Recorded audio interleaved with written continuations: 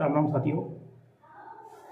जीवन में संतों का संग, सत्संग की चर्चा क्यों जरूरी है, वो सुंदरकांड में एक सुंदर दोहे के माध्यम से आपको मैं जानकारी देने जा रहा हूँ।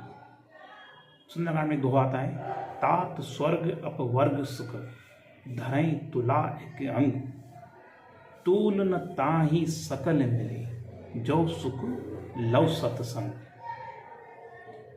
जीवन में तात स्वर्ग अपवर्ग सुख, स्वर्ग का सारा सुख, तात स्वर्ग अपवर्ग सुख, धरे तुला एक अंग।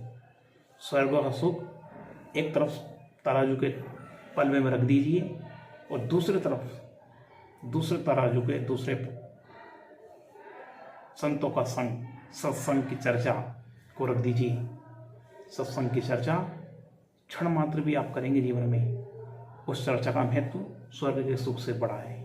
क्योंकि जब आप सत्संग करते हैं, सत्संग चर्चा करते हैं, संतों का संग करते हैं, तो ईश्वर का गुणगान करते हैं, ईश्वर के बारे में चर्चा करते हैं। जब भी कभी आप किसी से मिलें, एक दूसरे जब आपस में चर्चा करें, दूसरों की बुराई करने से अच्छा है सत्संग की चर्चा की जाए, ईश्वर के भजन, उनका गुणगान, उनके चरित्र के बारे में चर्चा की जाए।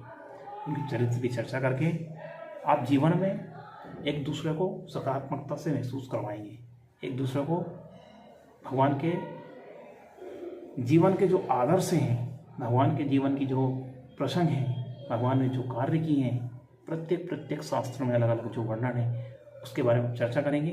वो सत्संग क्षणिक मात्र कुछ समय के लिए भी आप चर्चा करेंगे, जितना भी समय आपको दिन में मिले, समय निकाल कर जब भी आप चर्चा करने बैठें, एक दूसरे की बुराई करने से अच्छा है कि आप